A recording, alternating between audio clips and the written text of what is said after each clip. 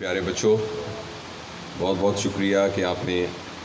یہ اس تقریب کا انعقاد کیا اور مجھے بڑا اچھا لگ رہا ہے آپ کے درمیان. اور یہ کرونا کی وجہ سے کافی ساری دوریاں ہو گئی تھیں اور اس طرح کی محفلیں ہوتی نہیں تھیں. تو خیر میں بہت سے سیشنز تو کرتا رہا مگر وہ سارے سیشنز آن لائن تھے جس میں ڈائریکٹ انٹریکشن نہیں ہوتی، تو آپ ایک دوسرے کے ساتھ اس طریقے سے اٹیچڈ فیل نہیں کرتے. ہمارے ایک بزرگ ہیں، اب تو اس دنیا سے نہیں رہے، انہوں نے یہ کہا کہ جب بھی ہم کوئی بات کریں تو کرنے والے پر ایک ذمہ داری عائد ہوتی ہے، اور وہ ذمہ داری یہ عائد ہوتی ہے کہ وہ وہی بات کرے جس کے بارے میں اس کو پکا یقین ہو، وہ سنی سنائی بات نہ ہو، بوروڈ نالج نہ ہو، ادھار گیان نہ ہو. اور دوسری بات یہ کہ جو بھی بات نصیحت کے زمرے میں کرے وہ بات کرے جس پر اس کو خود اس کا عمل ہو، کہ وہ باقی لوگوں سے یہ ایکسپیکٹ کرے کہ وہ اس پر عمل کریں گے اور اس کا اپنا عمل نہ ہو. تو یہ ایک ذمہ داری ہے بات کرنے والے پر. اسی طریقے سے بات کے سننے والے پر بھی کچھ ذمہ داریاں ہیں. ایک ذمہ داری تو یہ ہے کہ سننے والا غور کرنے کی نیت سے اس بات کو سنے، صرف اس میں سے مزہ اٹھانے کے لیے، حظ اٹھانے کے لیے، لطف اٹھانے کے لیے نہ سنے، بلکہ اس پر غور کرنے کے لیے سنے. اور اس کے بعد یہ دیکھے کہ اگر غور کرنے کے بعد بات اس کے دل کو لگے تو اس کے اپلائیڈ آسپیکٹ کو دیکھے کہ اس میں سے کون سی بات ایسی ہے جو میرے عمل میں آنی چاہیے اور میری زندگی میں آنی چاہیے. تو یہ بات بڑی ضروری ہے بات کرنے کے لیے اور بات سننے کے لیے. ادروائز صرف باتیں کرنا for the purpose of seeing something, وہ تو ایک طرح کا وبال ہے. اور اس طرح کا علم جو علم نافع نہ ہو، جو ہماری زندگی میں ایک تبدیلی نہ کر دے اور ہمارے مزاج کا حصہ نہ بن جائے اور صرف ہماری میموری ہو، وہ ہمارے اوپر صرف ایک برڈن ہے جس کی وجہ سے ہم باتیں کر سکتے ہیں، لوگوں کا دل مول لے سکتے ہیں، ڈیبیٹس کے اندر فرسٹ آ سکتے ہیں، اچھا سا آرٹیکل لکھ سکتے ہیں، لوگوں کو دلیل سے قائل کر سکتے ہیں، لوگوں کو چپ کرا سکتے ہیں. لیکن وہ بات جو زندگی کو تبدیل نہ کرے وہ غیر نافع بات نہیں ہوتی، اور ہمیں اسی علم نافع کا حکم دیا گیا ہے. اچھا، آپ کا جو ٹاپک ہے نا، جو مجھے بتایا گیا ہے، اس سلسلے میں آپ سے یہ عرض کرنا چاہتا ہوں کہ تعلیمی نظام کسی بھی ملک کا وہ بنیادی تربیت گاہ ہوتی ہے جس میں سے انسانی شعور ڈیولپ ہو کر باہر آتا ہے. اور تعلیمی نظام یہ ڈٹرمن کرتا ہے کہ کس قسم کے شہری اور کس قسم کے انسان ہم ایک معاشرے کو دے رہے ہیں. انفارچونیٹلی ہمارا تعلیمی نظام، اس کی سب سے بڑی خرابی یہ ہے کہ وہ ہمیں آئی، می اور مائنڈ، اس کی طرف راغب کرنے پر ہے پورا کا پورا تعلیمی نظام. میں کیا بنوں گا، میں کیا اچیو کروں گا، میرے پاس کیا ہوگا، جس کی وجہ سے ہمارے پیرنٹس کا توقع بھی یہ ہے اس کالج، یہ اچھا کالج ہے، اس کالج میں داخلے کے بعد یہاں کے 90% لوگوں کے نمبر 1000 سے اوپر آتے ہیں، لہٰذا میرے بیٹے کو میڈیکل کالج میں داخلہ مل جائے گا، یا میری بیٹی کو انجینئرنگ کالج میں داخلہ مل جائے گا، یا وہ نسٹ کے اندر اس کا داخلہ ہو جائے گا، یا لمس میں چلا جائے گا، یا اس کے 7 اسٹار پلس آ جائیں گے. تو اس کی وجہ سے اس کو جاب مل جائے گی، اس کی وجہ سے وہ سکسیزفل ہو جائے گا، اس کی وجہ سے وہ یہ اچیو کر سکے گا. یہ ساری کی ساری جو ایفرٹ ہے اور یہ جو سارا کا سارا ہمارا پیراڈائم ہے، یہ پیراڈائم ہے آئی، می اور مائنڈ. لیکن جو معاشرتی زندگی ہے اس کے اندر ہر ایک کو انفرادی طور پر کام کرنا پڑتا ہے، مگر ہماری زندگی اجتماعی ہے. جس معاشرے کے اندر ہر بندہ یہ سوچ رہا ہو میں کیا کروں گا، میں کیا اچیو کروں گا، مجھے کیا ملے گا، وہ معاشرہ کچھ عرصے کے بعد ڈس انٹیگریٹ ہونا شروع ہو جاتا ہے. اس معاشرے کے اندر انڈیویجول تو گرو کرنا شروع کر دیتے ہیں، مگر اجتماعی زندگی جو ہے وہ بالکل مفلوج ہو کر رہ جاتی ہے. کیونکہ اجتماعی زندگی جس پیراڈائم کے گرد ریوالو کرتی ہے، اس پیراڈائم کا نام آئی، می اور مائنڈ نہیں ہے، بلکہ اس پیراڈائم کا نام ہے وی، آورس اینڈ اس. اور جب تک ہمارا تعلیمی نظام، جب تک ہماری انفرادی کوشش آئی می اور مائن تک رہے گی اس وقت تک انڈیویجول بریلینسز آپ کو نظر آئیں گی کہ ایک آدمی جو غریب کا بچہ تھا جو سائیکل پہ سب جایا کرتے تھے, ان کا 2 مرلے کا کرائے کا مکان تھا, اب ماشاءاللہ انہوں نے شہر کے بڑے پوش علاقے میں اپنی کوٹھی بنا لی ہے. ان تمام بچوں کی اپنی اپنی گاڑیاں ہیں اور وہ تمام چھٹیاں منانے کے لیے ملک سے باہر جاتے ہیں کیونکہ ان سب نے ترقی کر لی ہے. پاکستان اس کی ایک مثال ہے انفارچونیٹلی, جہاں آپ کو انڈیویجول گروتھ نظر آئے گی, انڈیویجول لوگ گرو کیے ہوئے ہیں, لیکن جو اجتماعی لائف تھی, جو اجتماعی ادارے تھے, ان کے درمیان جو گلو ہونی چاہیے, ان کے درمیان جو ربط ہونا چاہیے, ان کے درمیان جو آپس میں کنیکشن ہونا چاہیے, انفارچونیٹلی میں تو اپنی زندگی میں سامنے دیکھ رہا ہوں کہ کس طریقے سے وہ ڈس انٹیگریٹ ہو رہا ہے. آپ خود دیکھ لیجئے, وہ تمام ادارے جس ادارے کے نام سرکاری کا لفظ آ جاتا ہے اس ادارے کا کیا حشر ہوتا ہے, اور جس ادارے کے ساتھ پرائیویٹ کا لفظ آ جائے اس کی کیا شان ہوتی ہے. آپ چاہے وہ ہماری ایئر لائن ہو, چاہے ہماری اسٹیل مل ہو, چاہے وہ سرکاری اسکول ہوں, چاہے وہ سرکاری کالج ہوں, چاہے وہ سرکاری ہسپتال ہوں, چاہے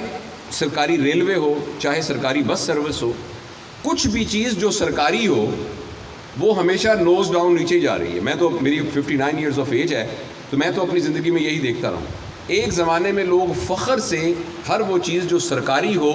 اس میں داخلہ لینا چاہتے تھے. ملتان میں ہم رہتے تھے تو وہاں گورنمنٹ ٹرانسپورٹ ہوتی تھی ڈیرا اڈے کے پاس, تو گورنمنٹ ٹرانسپورٹ کی بس کے اوپر لوگ سفر کرنا, حالانکہ اس میں ٹیپ نہیں ہوتی تھی, کچھ لوگ کہتے اس میں گانے نہیں ہوتے, ٹیپ ریکارڈ ہوتا ہے نا اس زمانے میں, کہ اس میں ٹیپ ریکارڈر نہیں ہوتی, تو اس لیے لوگ کہتے ہیں کہ یار جو پرائیویٹ میں گانے لگے ہوتے ہیں, کیونکہ اس میں اصول تھا کہ ٹیپ ریکارڈر کے, اس کی بسیں بھی سیٹیں بھی بہت آرام دہ نہیں ہوتی تھی, مگر وہ ٹائم پر چلتی تھی, ٹائم پر پہنچتی تھی, اس کا ڈرائیور ایک ٹرینڈ آدمی ہوتا تھا, اس کی سیفٹی پروفائل بہت اچھی تھی,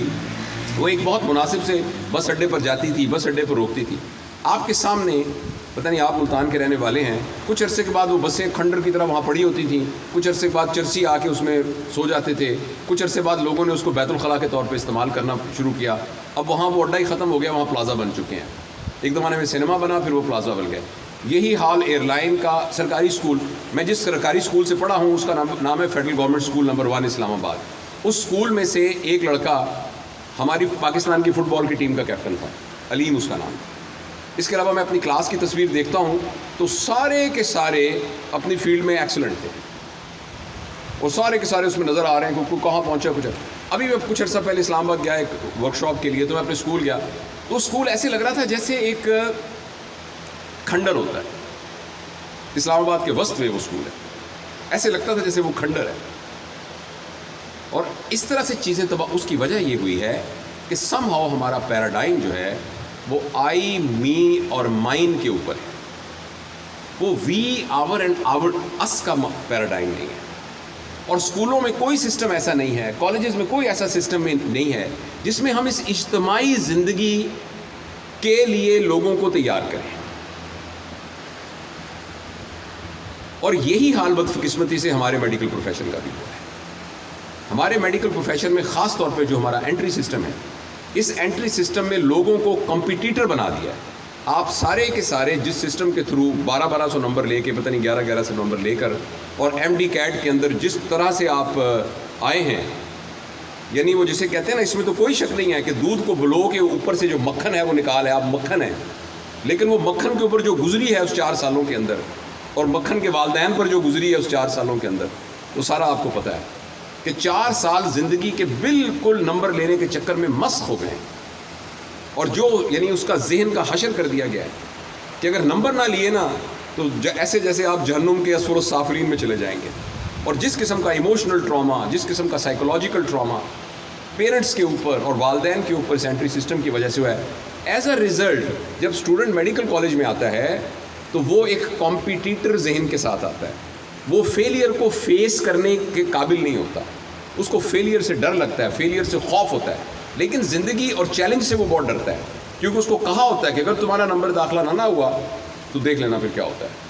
اس لیے میرا ذاتی تجربہ ہے کہ جب ہمارے پاس نئی فرسٹ ایئر آتی تھی تو میں, پتہ نہیں آپ لوگ اگر اس وقت تھے فرسٹ ایئر جب میں پرنسپل تھا, تو ایچ اینڈ ایوری اسٹوڈنٹ کو ہم بلا کے اس سے بات کرتے تھے, ان کے پیرنٹس سے بات کرتے تھے. اور میں دیکھ کے حیران ہوتا تھا کہ پہلی سب سٹیج ہوتی تھی تو 20% 30% کو غش پڑ رہا ہوتا, دل کے دورے پڑ رہے. اور یقین ہی نہیں آتا کہ یہ وہ لوگ ہیں جو 1100 نمبر لے کر 1200 نمبر لے کر آئے. اس لیے کہ ہماری انٹری سسٹم نے جو سلیکشن ہے اس کے پروسیس کو اس طرح کا کر دیا ہے کہ آدمی انتہا درجے کا خود غرض پیراڈائم کے ساتھ میڈیکل کالج کے اندر داخل ہوتا ہے, جس کے نتیجے میں اچھا پھر جب وہ میڈیکل کالج میں آ جاتا ہے پھر رول ماڈلنگ کا ایک فقدان ہے. آدمی جو تربیت انسان حاصل کرتا ہے کتابوں سے کرتا ہے اور اس کے علاوہ اپنے تجربے سے کرتا ہے اور رول ماڈلنگ سے کرتا ہے. وہ اپنے سامنے رول ماڈل دیکھتا ہے اور رول ماڈل کو دیکھ کر ان سے انسپائر ہوتا ہے اور وہ کہتا ہے میں نے اس جیسا بننا ہے اور وہ ایسا بننے کی کوشش کرنے لگ جاتا ہے. جب آپ میڈیکل کالج میں ہم آتے ہیں پورے معاشرے کی اس آئی می اور مائن کے پیراڈائم کی وجہ سے سارے جو رول ماڈلز موجود تھے وہ کسی بھی ادارے کے اندر وہ بڑے رول ماڈل نہیں ہیں جن کو دیکھ کر آدمی ان کے نقش قدم پر چلنے کی خواہش کرے. ایز اے رزلٹ اس سارے پروسیس کے دوران جب وہ ڈاکٹر بن کے آتا ہے تو اللہ ماشاء اللہ اور اکثریت جو میرے تجربے میں ہے کہ وہ یہی خوف ہوتا ہے کہ اب کس طریقے سے میں اس کمائی والی دوڑ کے اندر ڈلوں, اور جو ہی وہ اس کمائی والی دوڑ کے اندر سے کہیں آگے پہنچتا ہے ترقی کر کے تو بس پھر ایک وہ فنا فل پریکٹس ہو کے صبح سے لے کر شام تک اسی رٹ کے اندر وہ چلنا شروع ہو جاتا ہے. اور اب اپنے دیکھتے ہوں گے سینئرز کو بھی کولیگس کو بھی کہ صبح سے لے کر 2 بجے تک کام کیا, جا کے بس تھوڑا سا کھانا کھایا اور 3 بجے آ کے رات کے 1 بجے تک پھر پیشنٹس کو دیکھا, اور جس کے نتیجے میں ان کی پرسنل گروتھ ہونی شروع ہو گئی, ان کی گروتھ ہونی شروع ہو گئی. لیکن as such institution as such ادارے اس طریقے سے گرو نہیں کر رہے جس طریقے سے کرنے چاہیے. اس ساری دکھ بھری داستان کے بعد مختصر اخیر میں آپ کو یہ عرض کرنا چاہتا ہوں, لیکن اس کا قطعاً یہ مطلب نہیں ہے کہ یہ ساری چیزیں ریورس نہیں ہو سکتی.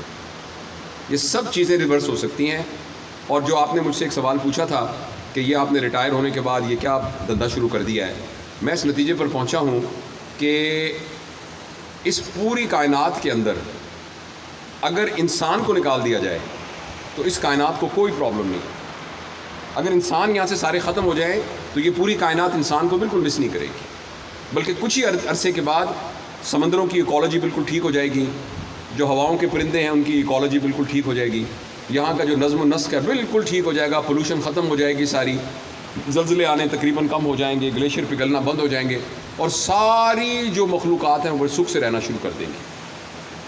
پھر آخر انسان کو اشرف مخلوقات بنا کے یہاں بھیجا گیا ہے تو آخر اس کا کیا پرپس تھا؟ مشیت ایزدی کے اندر اس کا کیا رول تھا؟ وہ اس لیے تھا کہ صرف یہی ایک انسان ہے جس کو 2 زبردست پاورز دی گئی ہیں, ایک پاور آف میموری اور ایک پاور آف امیجینیشن. اس پاور آف میموری اور پاور آف امیجینیشن کو اکٹھا کر کے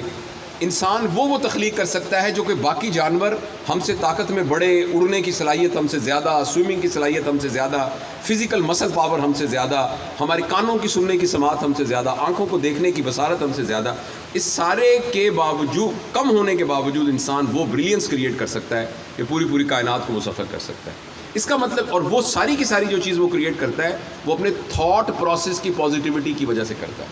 اگر اس کا تھاٹ پروسیس پازیٹیو ہو جائے, اس کا تھاٹ پروسیس مثبت سمت میں جانا شروع کر دے تو یہی اس دنیا کو جنت کا نمونہ بنا سکتی ہے اس کی تھاٹ پروسیس. اور یہی تھاٹ پروسیس نیگیٹو ہو جائے تو پھر ایٹم بم بھی بن سکتے ہیں, ہیلوجن بم بھی بن سکتے ہیں, اور کیمیکل وار بھی ہو سکتی ہے, بایولوجیکل وار بھی ہو سکتی ہے, لوگ قتل بھی کر سکتے ہیں, لوگ جنگیں بھی کر سکتے ہیں, لوگ معاشی استحصال بھی کر سکتے ہیں. تو اس لیے تھاٹ پروسیس پر محنت کرنی بہت ضروری ہے. اور تھاٹ پروسیس پر محنت جو ہے, بس میں بات ختم کرتا ہوں, تھاٹ پروسیس پر جو محنت ہے وہ انفرادی لیول پر ہوتی ہے, جس کے نتیجے کے اندر اجتماعی لیول ٹھیک ہوتا ہے. تو اس سارے بیک گراؤنڈ کے ساتھ میں آپ سے یہ عرض کرنا چاہتا ہوں کہ آپ جو لوگ جو ڈاکٹر بن رہے ہو, آپ نے ان تمام چیزوں کا بیٹا خیال رکھنا ہے کہ آپ کی لائف آئی, می اور مائن نہیں ہے. آپ کی لائف وی, آور اینڈ اس ہے. آپ جو کچھ بھی اچیو کریں گے اس ساری اچیومنٹ کے بینیفیشری صرف آپ نہیں ہوں گے, آپ تو ہوں گے ہی ہوں گے.